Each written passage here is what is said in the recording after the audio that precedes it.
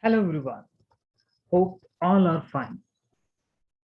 In today's session, we are going to discuss one of the important topic, that is Apprentices Act 1961. Now, common question comes to your mind, what is apprentices? Apprentice, a person who is learning a trade from a skilled employer.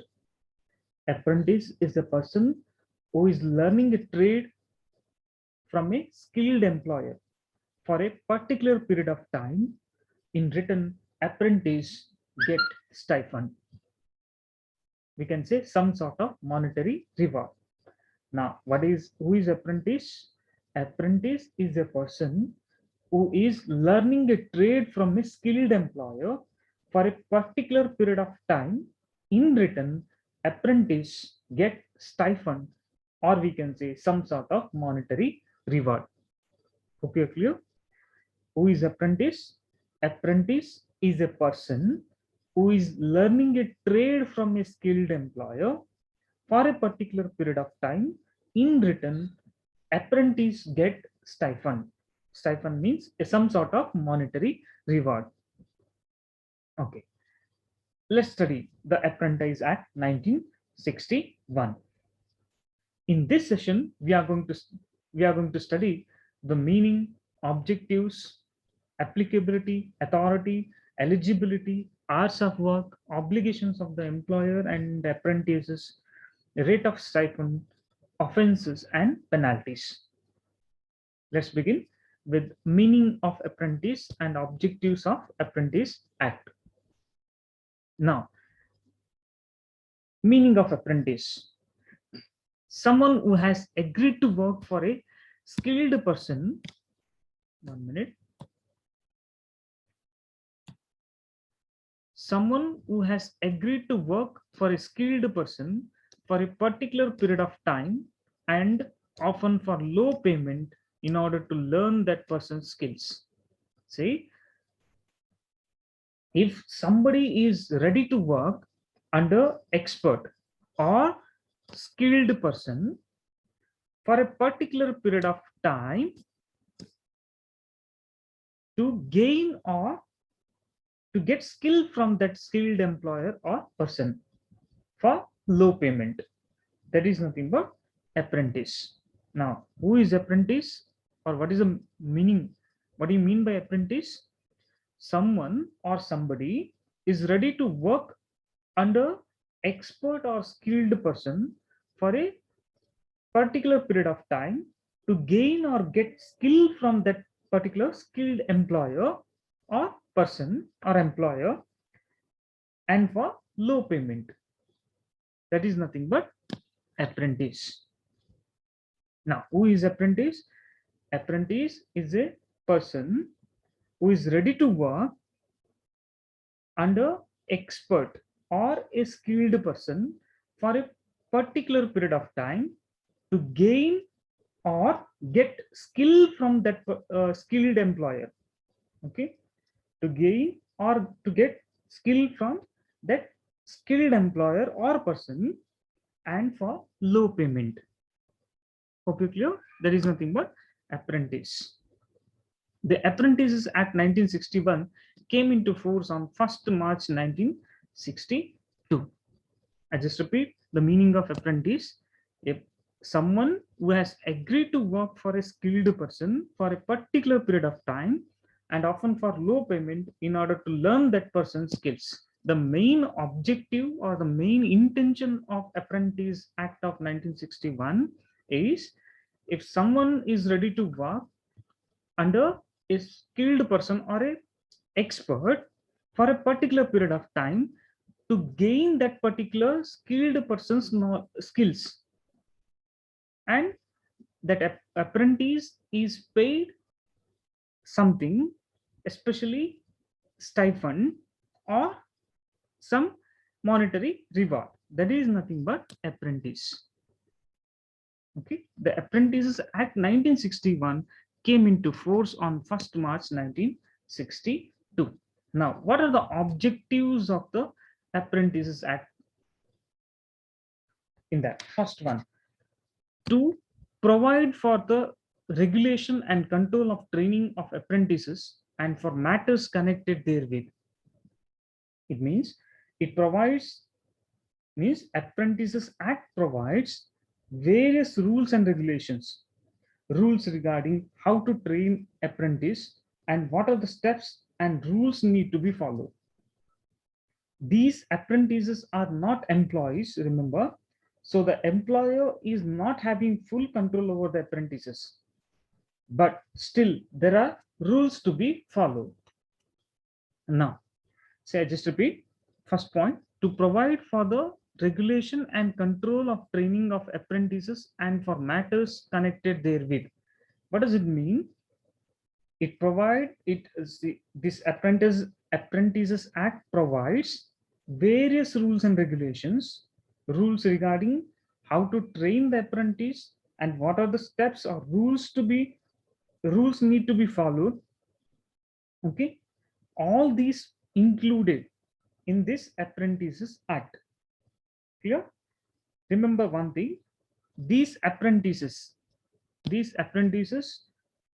are not employees, they are trainees. So the employer is not having full control over the apprentices, but still there are some rules framed to conduct apprentices training. Okay, there are some rules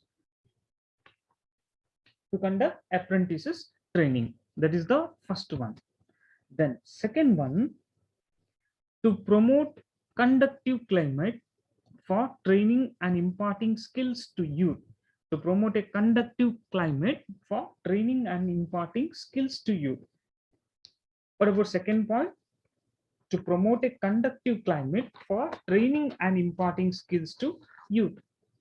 It means providing all the facilities to conduct training, or we can say creating a favorable conditions or environment to conduct training.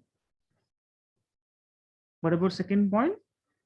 It means providing all the facilities to conduct training, or we can say creating a favorable conditions or environment to conduct training. That is the second point, to promote a conducive climate for training and imparting skills to youth. Then third point, to prepare the youth to meet the growing needs of fast expanding industries, trade and commerce to be gainfully employed therein. What about third point? Present world, see, present world expects skillful people or skillful persons or employees. That's what present business world expect. This Apprentice Act prepare the youth to meet these expectations. See, this present, especially business world, at present business world expect the skillful employees, skillful youth. So this Apprentice Act prepare the youth or the employees to meet these expectations. Hope you clear? That is the third point. Preparing the youth to meet the business world's expectations. It means it provides this apprentice training program which provides skills to the youth. Then, hope you're clear. Next, fourth point, to create such healthy conditions with the employers wherein apprentice labor may not be exploited and victimized. See, another objective of Apprentice Act is to create healthy environment and to see labor may not be exploited and victimized. Labor should not be exploited and victimized. That is the another objective of Apprentice Act 1961. Okay, clear? Then thus the act is last one. Thus the act is a security and welfare legislation for apprentices labor in India. Now, see, this act is a security or safety, we can say safety and welfare legislation for apprentice labor in India. This act is made for welfare of the apprentice. What it says, this act is made This act is made for the welfare of the apprentice. Hope you clear? These are the objectives of Apprentice Act 1961. I just repeat. First one, to provide for the regulation and control of training of apprentices and for matters connected therewith. And second one, to promote conductive climate for training and imparting skills to youth. Then to prepare the youth to meet the growing needs of fast expanding industries, trade and commerce to be gainfully employed therein. To next one, to create such healthy conditions with employers wherein apprentice labor may not be exploited and victimized. And last one, does the act is a security and welfare legislation for apprentice labor in India. So these are the objectives. Next one, what about applicability? What about applicability? See, the act extend to all of India, means this act applies all over India. That is the first one. Then second one, it applies to any industry. This Apprentice Act, which applies to any industry. And one more, it applies all over India. Hope you're clear. That's about applicability. Then what about authority? See, these three are the authorities. One, National Council for Vocational Training, the Central Apprenticeship Council, then the All India Council for Technical Education. Okay, see, these authorities, that is National Council for Vocational Training, the Central Apprenticeship Council, then the All India Council for Technical Education, that is AICTE. These three institutions or these three authorities control and monitor all the activities of apprentice. Clear? These three authorities control and monitor all the activities of apprentice. Hope you understood. That's about authority.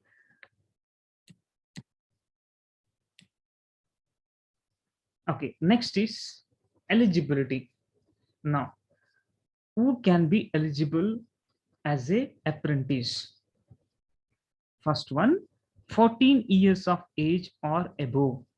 The apprentice should be 14 years or above. Then ITI students, mechanical engineering students. Then one more criteria, eligibility criteria, that is the apprentice should be physically fit. That is physical fitness. Hope you clear. This is about eligibility criteria. Then next, hours of work. See, the total number of hours per week should be 42 to 48 hours. See, total number of hours per week should be 42 to 48 hours. Then the apprentice shall not allow to work overtime. There is no OT or overtime work. Then casual leave, that is CL, 12 days in a year. So what about hours of work? The total number of hours per week 42 to 48 hours. Another one, the apprentice shall not allowed to work overtime. OT is not there, overtime work is not there. Then CL, that is casual leave, 12 days in a year. Okay, clear? Then next topic, that is obligations of employer. Now, what are the obligations of employer? Means responsibilities. Okay, first one, to provide the apprentice with the training in his trade in accordance with the provisions of the act. See, to provide the apprentice with the training in his trade in accordance with the provisions of the act. See, while conducting the training, while doing the training, the employer should treat the apprentice in accordance with the provisions of the act.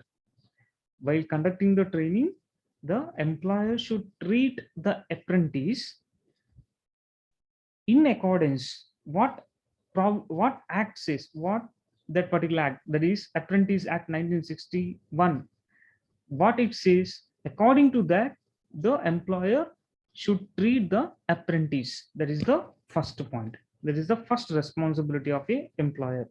Then second one, he must appoint the right person to supervise the apprentice during in-plant training. While conducting the training, to take care of or to supervise the apprentice, the right person should be appointed.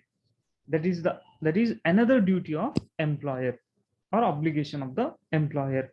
See, the right person is appointed to supervise the apprentice during in-plant training or while conducting the training. Hope you're clear. That is the second obligation. Then third one, the employer shall not pay any bonus to him. In the sense, the employer should not pay any kind of bonus or extra salary or extra payment. That is not allowed under this particular act, right? It means the employer, sometimes what happens, some employers take extra work from the employees and they pay extra reward or extra money. That is not allowed. Hope you're clear. The employer shall not pay any bonus to him.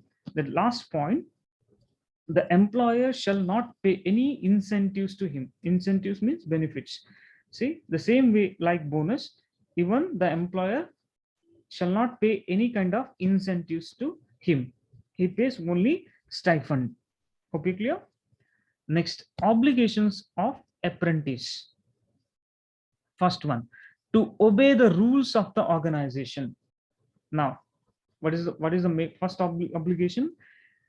The apprentice should obey or follow the rules of the organization. Then second one, to attend practical and instructional classes regularly. Okay, attending the practical classes or instructional classes regularly. That is the second point. Then to carry out all lawful orders of his employer and superiors. The apprentice must follow all the lawful order, legal orders of his superiors or employer. These are the obligations of apprentice. I just repeat, what are the obligations of employer? One, in accordance with the provisions of the act, the employer should treat the apprentice. That is the first one. Then the employer must appoint the right person to supervise the apprentice. Then third one, the employer shall not pay any kind of bonus, as well as the employer shall not pay any kind of incentives. These are the obligations of employer. Now, what are the obligations of apprentice? One, following the rules and regulations of the organization and attending practical and instructional classes regularly, and to carry out all legal orders of employer and superiors. Okay, and another topic that we are going to discuss, that is apprentices are trainees and not workers. As I already told, apprentices are trainees and not workers. Here, every apprentice undergoing apprenticeship training in a designated trade in an establishment shall be a trainee, not a worker. Whoever comes under Apprenticeship Act or Apprentice Act, such persons are trainees, not employees. That's what first point says. And second one, the provisions of any law with respect to labor shall not apply to or in relation to such apprentice. See, to the laborers, there are plenty of rules and regulations and plenty of provisions, right? All these provisions which doesn't apply to the apprentice. Hope you're clear. The provision, all the provisions which is available to the or which is applies to the labor, such provisions are not applicable to apprentice. That is second one. Hope you're clear. Then next, rate of stipend. Now, as the apprentice is a trainee and not the worker, will be entitled for the stipend and the salary or wage. Usually stipend. Okay. As per the government notification, the rate of stipend is rupees 1,500 per month. Actually, now it is in around 5,000 per month. Minimum 5,000 per month. That was the old data, 1,500 per month. Actually, now it is 5,000 per month. Okay. Average, that is stipend 5,000 per month. and average salary in Karnataka for apprentice is 11,032 per month. That is uh, average salary in Karnataka. Average salary in India for apprentice, that is 12,645. 12,645. That is the average. Okay. Minimum stipend maybe 5,000 per month. If stipend is not paid, sometimes some companies pay salary or wage in around 11,000 or 12,000 rupees. Okay, hope you're clear.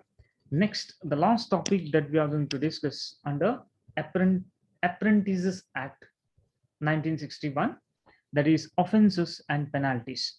See, if any employer engages as an apprentice a person who is not qualified for being so engaged, actually, if the apprentice is those see, if a apprentice a person who is not qualified, apprentice is appointed, employer is going to appoint a apprentice, but he is not qualified, then he fails to carry out the terms and conditions of the contract of apprenticeship. If employer fails to carry out the terms and conditions of the contract of apprenticeship, then in both these cases he is punishable with imprisonment, means jail, for a term which may extend to 6 months, or with fine, or with both.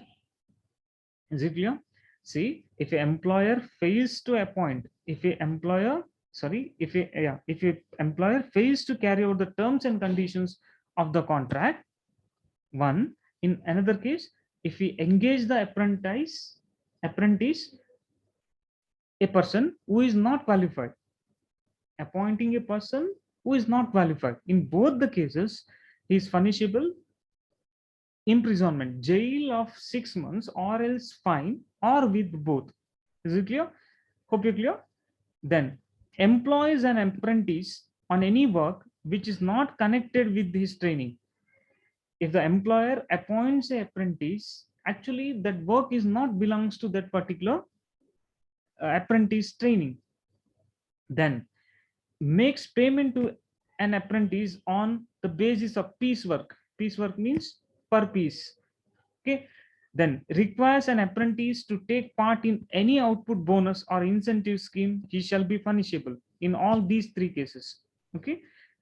If employer employs an apprentice on any work which is not connected with his training, then if an employer makes payment to an apprentice on the basis of piecework, then if an employer requires an apprentice to take part in any output or bonus or incentives, in all these cases, he shall be punishable with imprisonment for a term which may extend to 6 months, or with fine, or with both. Is it clear? So these are the offenses and penalties. Hope you understood. This is about Apprentice Act 1961. Hope you understood. Thank you.